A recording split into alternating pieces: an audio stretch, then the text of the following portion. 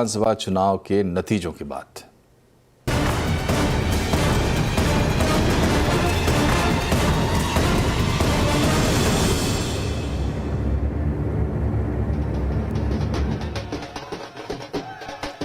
तो अभी तक के नतीजों और रुझानों में हरियाणा में बीजेपी हैट्रिक लगाती दिख रही है। बीजेपी ने बहुमत का आंकड़ा पार कर लिया है और हरियाणा में लगातार तीसरी बार बीजेपी की सरकार बनती दिख रही है। इस बार हरियाणा में बीजेपी 2019 से भी ज़्यादा सीटें हासिल करती दिख रही है।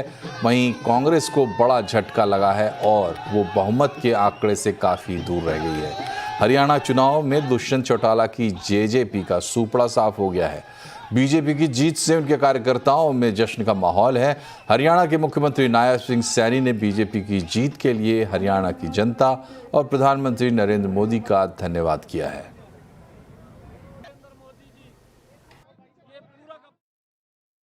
मैं हरियाणा के 2 करोड़ 80 लाख लोगों का दिल से धन्यवाद करता हूं और अपने लोकप्रिय प्रधानमंत्री, विश्व के नेता आदरणीय नरेंद्र मोदी जी, ये पूरा का पूरा श्रेय मैं आदरणीय मोदी जी को देता हूं। उनके आशीर्वाद से, उनकी गाइडलाइन के अंदर, उनकी जो नीतियां हैं, उन नीतियों के ऊपर हरियाणा के लोगों ने मोहर लगाई है।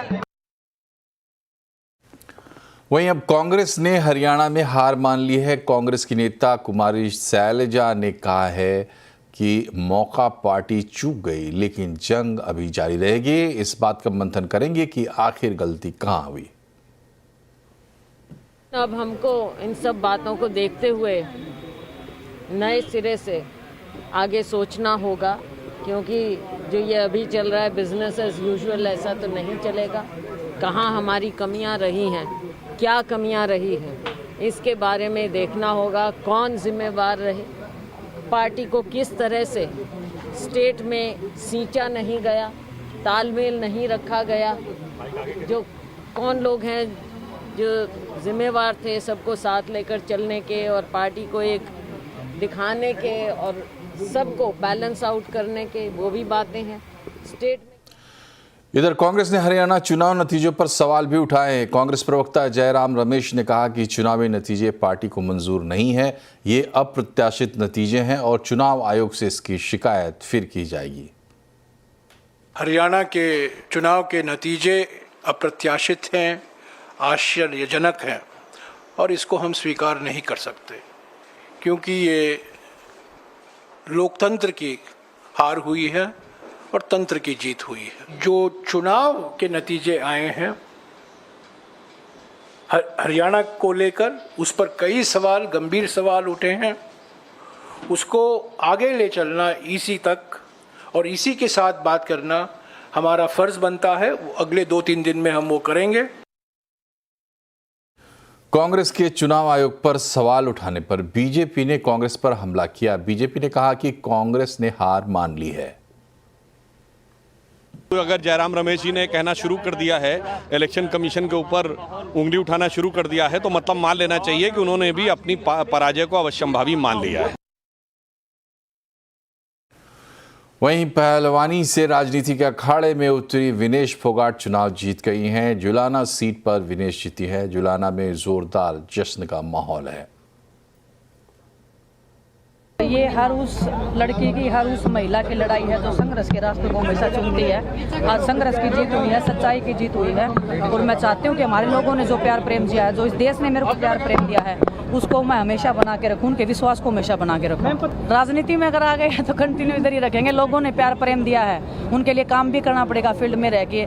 ऐसा तो है नहीं कि हम दोनों चीज़ें कर सकते। शहर के अकेले की बात नहीं है, पूरे जुलाना विधानसभा के लोगों ने जो मेरे को प्यार प्रेम दिया है, जितनी उम्मीद से मुझे वोट किया, हर एक वोट को मैं चाहती हूँ कि हर एक वो वोटर खुश होना चाहिए जिन्होंने मेरे पे उम्मीद जताई है, तो वो कोशिश रहेगी हमारी। वहीं हरियाणा में आम आदमी पार्टी अपना खाता नहीं खोल पाई। इस हार के बाद अरविंद केजरीवाल ने कहा कि आत्मविश्वास ठीक नहीं होता। उन्होंने पार्टी कार्यकर्ताओं को नसीहत दी, साथ ही कांग्रेस पर भी निशाना साधा। चुनाव आने वाले हैं, पहली चीज तो किसी भी चुनाव को हल्के में ले लेना चाहिए। अभी तो पता नहीं नतीजे क्या हैं, लेकिन आज के चुनाव से सबसे बड़ी सबक यही है कि ओवर कॉन्फिडेंस मत करना कभी भी। किसी भी चुनाव को हल्के में नहीं लेना चाहिए। हर चुनाव कठिन होता है, हर चुनाव में हर सीट कठिन होती है, मेहनत करनी है और लड़ाई मत करना, अपने अपने एमएलएज के साथ लड़ाई मत करना। इस चुनाव के अंदर सबसे इंपॉर्टेंट रोल आपका होगा, क्योंकि अब हम एमसीडी में हैं। जनता उम्मीद करती है भाई बेसिक चीज है, सफाई तो करेंगे, बाकी चीजें तो जनता माफ कर देगी, सफाई तो करेंगे। अपने अपने एरिया में घूम घूम के कोशिश करो कि कूड़ा उठ जाए, डेली झाड़ू लग जाए, कूड़ा उठ जाए, डेली झाड़ू लग जाए। उतना काम अगर आप करा देंगे, मुझे उम्मीद है कि हम लोग चुनाव जीत जाएंगे। अभी चुनाव जीतना एकमात्र हमारा लक्ष्य होना चाहिए। इधर जम्मू कश्मीर में 10 साल बाद चुनाव हुए और इसमें नेशनल कॉन्फ्रेंस कांग्रेस गठबंधन को बड़ी सफलता मिली है। रुझानों में जम्मू कश्मीर में नेशनल कॉन्फ्रेंस कांग्रेस गठबंधन की सरकार बन रही है। नेशनल कॉन्फ्रेंस कांग्रेस गठबंधन ने बहुमत के आंकड़े को पार कर लिया है। कश्मीर पार्टी में नेशनल कॉन्फ्रेंस और कश्मीर घाटी में नेशनल कॉन्फ्रेंस और कांग्रेस की लहर सी दिख रही है। नेशनल कॉन्फ्रेंस सबसे बड़ी पार्टी बनकर उभरी है। जम्मू में बीजेपी का अच्छा प्रदर्शन दिखा है, लेकिन वो बहुमत से दूर है। वहीं पीडीपी का निराशाजनक प्रदर्शन रहा है। और अब आपको एक बार सीधे लिए चलते हैं बीजेपी मुख्यालय दिल्ली, जहां से रोहन सिंह हमारे साथ है। बताएं रोहन, क्या चल रहा वहां? जी, मैं आपको बता दूं कि बीजेपी मुख्यालय में इस वक्त जो तमाम बड़े नेता हैं भाजपा के, कई केंद्रीय मंत्री, इसके अलावा जो राष्ट्रीय अध्यक्ष जेपी नड्डा हैं, वो सभी यहां आ चुके हैं। कुछ देर पहले यहां पे धर्मेंद्र प्रधान जो चुनाव प्रभारी थे हरियाणा के, वो भी यहां पे आए और विप्लव देव भी यहां पे आ चुके हैं जो कि प्रभारी है वहां के। और अभी धीरे धीरे बाकी नेताओं का, कार्यकर्ताओं का यहाँ पे आगमन बना हुआ है। थोड़ी देर में तैयारी हो रही है प्रधानमंत्री के स्वागत की। फिलहाल मैं अपने कैमरामैन को कहूंगा कि एक बार दृश्य दिखाएं। यहाँ पे बड़े ढोल नगाड़ों के साथ यहाँ पे सेलिब्रेशन किया जा रहा है, मिठाइयाँ बांटी गई हैं। और सबसे खास बात है कि मिठाई में यहाँ पे इस बार आपको जलेबी यहाँ पे काफी दिखेगी। लोग जलेबियां बांट रहे हैं, ढोल नगाड़े, पीएम मोदी के कटआउट्स, ये सारी चीजें आपको यहाँ पे देखने को मिलेंगी। सेलिब्रेशन पूरे जोरों पर है। आज ही अगर हम आपको बताएं तो आज रात 9 बजे के बाद से देश के सभी ब्लॉक स्तर पर जो है वो यहाँ पर जश्न मनाया जा रहा है। इसके अलावा जो यहाँ पे सुरक्षा की व्यवस्था पूरी कर ली गई है, क्योंकि प्रधानमंत्री आ रहे हैं तो वीआईपी प्रोटोकॉल भी यहाँ पर लग चुका है। तो सेलिब्रेशन पूरी तरह से यहाँ पे आपको दिखेगी। खासतौर पे अलग अलग वेशभूषा में लोग यहाँ पे आए हैं। दरअसल भाजपा चाहती है कि इन परिणामों को एक इवेंट के रूप में दिखाया जाए और एक नैरेटिव सेट किया जाए जो आगामी कुछ चुनाव है उसमें भी, और उसी का यहाँ पे झलक आपको दिख रही है। बहरहाल फिलहाल इंतजार हो रहा है प्रधानमंत्री नरेंद्र मोदी के आगमन का, जो आए और कार्यकर्ताओं को संबोधन करेंगे। शुक्रिया आपका रोहन। काफ़ी जश्न का माहौल और शोर है, तो रोहन की आवाज़ भी कुछ खास साफ आपको नहीं सुनाई दी होगी। हरियाणा की जीत बीजेपी के लिए एक बड़ी सफलता आप कह सकते हैं। बढ़ते हैं और एक बार फिर से चलते जम्मू कश्मीर की बात करते हैं। नेशनल कॉन्फ्रेंस के अध्यक्ष फारूक अब्दुल्ला ने जम्मू कश्मीर के नए मुख्यमंत्री का ऐलान कर दिया है। फारूक अब्दुल्ला ने कहा है कि उमर अब्दुल्ला जम्मू कश्मीर के नए मुख्यमंत्री होंगे। 10 साल के बाद लोगों ने अपना एतमाद हमें दिया है और हम उम्मीद करते हैं, अल्लाह से मांगते हैं कि हम इनकी उम्मीदों पे पूरा कायम हों और इनकी मुश्किलें दूर कर सकें। यह हमारा पहला काम होगा। मैं समझता हूँ उमर अब्दुल्ला जो है वो सीएम बनेंगे। हरियाणा और जम्मू कश्मीर के चुनाव नतीजों में क्या मिला संदेश? आज चुनाव अड्डा में इसी पर होगी बड़ी चर्चा शाम 7:57 पर।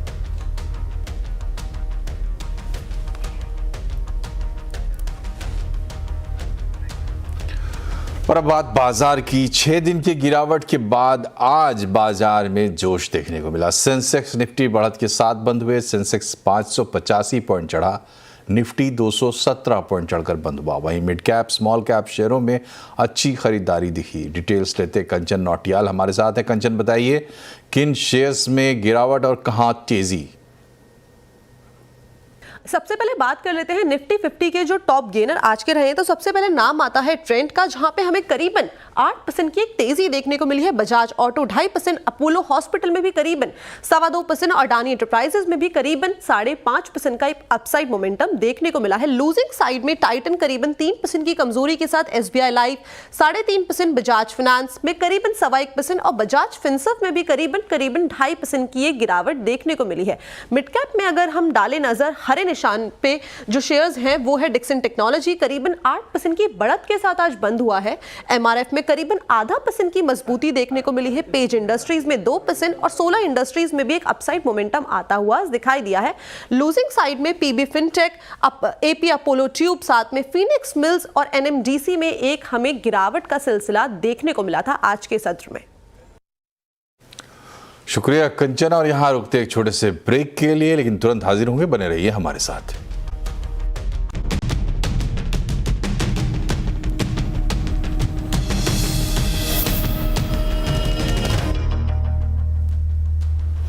ब्रेक के बाद एक बार फिर से आपका स्वागत है। भावेश अग्रवाल की ओला इलेक्ट्रिक कंपनी को सेंट्रल कंज्यूमर प्रोटेक्शन अथॉरिटी की तरफ से बड़ा झटका लगा है। CCPA ने खराब सर्विस की हजारों शिकायतों पर एक्शन लेते हुए कंपनी को कारण बताओ नोटिस जारी किया है।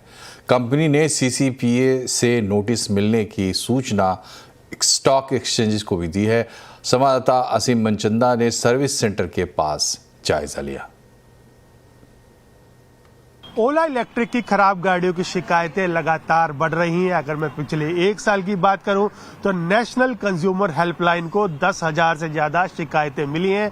इसमें से 3,000 से ज्यादा शिकायतें इसमें थी कि कंपनी उनकी जो इलेक्ट्रिक गाड़ियां हैं उनको सर्विसेज नहीं दे पा रही है, जबकि 1900 शिकायतें ऐसी थी जिसमें कहा गया था कि कंपनी उनको डिलीवरी देने के अंदर देरी कर रही है। 1500 शिकायतें ऐसी थी जिसमें ये कहा गया था कि कंपनी ने जैसी सर्विसेज देने का वायदा किया था वैसी सर्विसेज नहीं दी गई। आप मेरे सामने देख सकते हैं कि मैं इस वक्त ओला के एक सर्विस सेंटर के बाहर खड़ा हूं और यहां पर गाड़ियों की लगातार कतारें लगी हुई हैं। बहुत सारी गाड़ियां यहां पर खड़ी हैं। शायद हो सकता है कि ये सर्विसेबल ना हो, इनके ऊपर धूल मिट्टी जो है जम गई है। कुछ रिपोर्ट्स ये भी कह रही है कि कंपनी को हर महीने 80,000 के आसपास शिकायतें मिल रही हैं। इसमें से रोजाना कंपनी को 7 से 8,000 शिकायतें कंपनी को रोजाना उनके सर्विस सेंटर के ऊपर आ रही हैं। तो इसको देखते हुए जो सेंट्रल कंज्यूमर प्रोटेक्शन अथॉरिटी है वो भी हरकत में आ गई है। उसने कंपनी को 3 अक्टूबर को एक नोटिस भेजा है और नोटिस भेजकर कंपनी को 15 अक्टूबर तक इसका जवाब देने के लिए कहा है। लेकिन जिस तरह से कंपनी के खिलाफ लगातार शिकायतें बढ़ रही हैं, कंपनी को अपनी सर्विसेज सुधारने के लिए कोई ना कोई कदम जरूर उठाना होगा। असीम मनचंदा, CNBC आवाज, दिल्ली। और अब देखिए ओला इलेक्ट्रिक स्कूटर खरीद चुके कस्टमर इस वक्त क्या कह रहे हैं। स्कूटर मेरे को यूज़ करते हुए करीब 2 साल होने जा रहे हैं। स्कूटर प्रॉब्लम नहीं, लेकिन इनकी जो सर्विस है वो इतनी थर्ड क्लास है कि आप इसका मतलब किसी चीज़ से कंपैरिजन नहीं कर सकते। आप यहाँ पर आते हो, आपको वर्कशॉप में बंदे मिलते हैं लेकिन काम करते नहीं मिलते। आप चीज़ें खड़ी कर रहे हो, आपको किसी प्रॉब्लम का सोल्यूशन नहीं मिलेगा। ये बोल रहे हैं अपॉइंटमेंट लो, अपॉइंटमेंट कहीं की नहीं मिल रही। बहुत दिक्कत आती है स्कूटर में, कभी कुछ मोटर में, कभी बैटरी में। अब मिसिंग मार रहा है मेरा स्कूटर। मेरा दूसरा स्कूटर होता तो मैं उसको कहीं पे भी दिखा देता लोकल वर्कशॉप पर, बट यहाँ पर एक तो अपॉइंटमेंट नहीं मिल रहा। वो कह रहे हैं अपॉइंटमेंट लेके आओ, तो परेशानी फाइनली कस्टमर को ही उठानी पड़ रही है। दिल्ली के विज्ञान भवन में आज 70वें नेशनल फिल्म अवार्ड्स का आयोजन हुआ। अलग अलग कैटेगरी में कलाकारों को राष्ट्रपति द्रौपदी मुर्मू के हाथों सम्मान मिला। दिग्गज अभिनेता मिथुन चक्रवर्ती को दादा साहब फाल्के पुरस्कार से सम्मानित किया गया। मिथुन इस दौरान भावुक नजर आए और कहा कि पहले वो भगवान से बहुत शिकायत करते थे, लेकिन अब कोई शिकायत नहीं है। इसके अलावा करण जौहर, सूरज बालाजात्या, AR रहमान, मनोज बाजपेयी जैसे दिग्गज कलाकार भी अवार्ड लेने पहुंचे थे।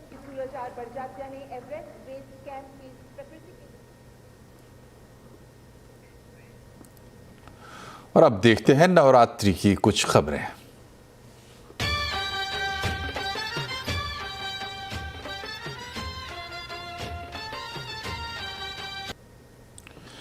दिल्ली का मिनी कोलकाता चित्तरंजन पार्क एक बार फिर मां दुर्गा के भव्य स्वागत के लिए तैयार है। वहीं कहीं राजस्थानी थीम पे सजावट है, कहीं ग्रामीण बंगाल की झलक है।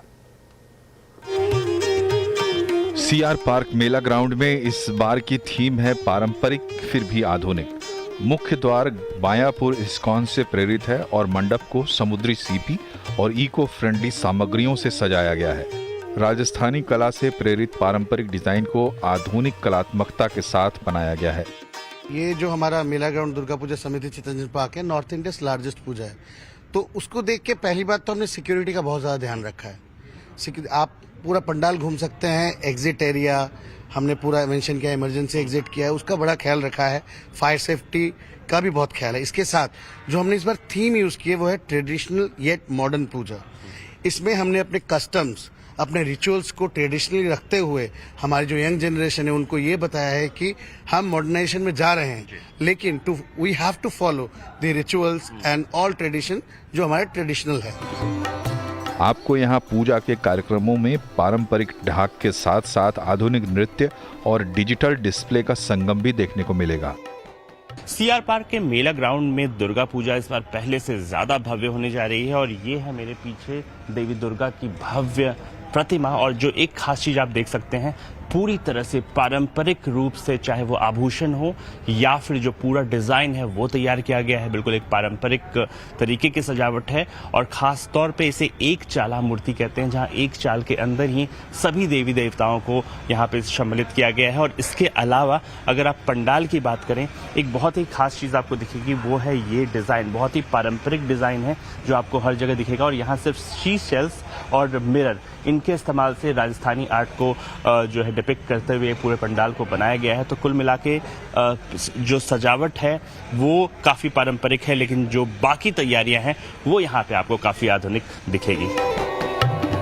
सीआर पार्क के कोऑपरेटिव ग्राउंड पंडाल की थीम है ग्राम बांग्ला। पंडाल में इस्तेमाल की गई सामग्री से लेकर सजावट तक सब कुछ पर्यावरण के अनुकूल है, लेकिन जो चीज सबसे खास है वो है पूरे पंडाल में की गई चित्रकारी।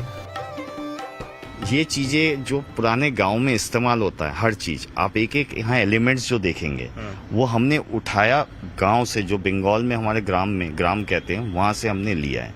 जिसमें आप ये अल्पोना भी नीचे देखेंगे, जो पेंटिंग्स देखेंगे, एवरीथिंग दैट इज जो वहाँ पे कल्चर है उसी को हमने सारा लिया है। और ये पेंटिंग्स भी सब जामिनी वैसे ही हमने उठाया है पूरा सेम, क्योंकि जो गांव में होता है उसी टाइप का थोड़ा बहुत फीलिंग हमने यहाँ कोशिश किया देने का। कॉर्पोरेटिव ग्राउंड पूजा समिति का पंडाल हमेशा हर साल अपने यूनिक थीम के लिए जाना जाता है और इस बार की जो थीम है वो है ग्रामीण बांग्ला। और यहाँ की हर चीज़ आपको बंगाल के गांव की झलक देगी, चाहे वो ये हर चीज़ यहाँ पे इको फ्रेंडली है, यहाँ पे लकड़ी का इस्तेमाल हुआ है, ये जूट पर पेंटिंग की गई है। इन चित्रों को आप देखिए, पूरी तरह से जो लोक संस्कृति है उसकी झलक यहाँ पे देखने को मिलेगी। और पूरी कोशिश की गई है जिस तरह से एक आम बंगाल में जो गाँव होते हैं वहाँ आपको ले जाया जा सके यहाँ पे सीआर पार्क में। सीआर पार्क के सभी पूजा पंडालों में आप देश भर के स्ट्रीट फूड का आनंद भी ले सकते हैं।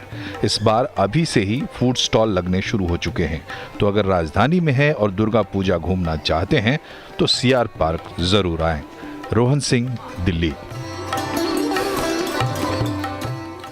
इस नवरात्रि CNBC आवाज पर हम आपके लिए लाए हैं स्त्री शक्ति की कुछ ऐसी कहानियां जो हम सबको अपनी शक्तियों का एहसास दिलाएगी कि अगर ठान लिया जाए तो हम क्या कुछ नहीं कर सकते। ऐसी ही एक कहानी है बीबा अपैरल्स की फाउंडर मीना बिंद्रा की, जिन्होंने बस घर चलाने के लिए अपने घर से ही कारोबार शुरू किया और आज करोड़ों का बिजनेस बन चुकी है।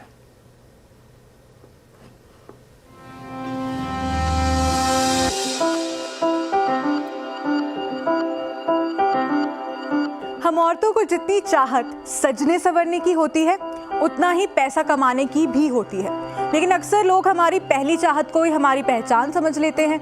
लेकिन इस महिला ने अपने सजने संवरने की चाहत को जरिया बनाकर पैसा कमाने की चाहत को पंख दे दिया।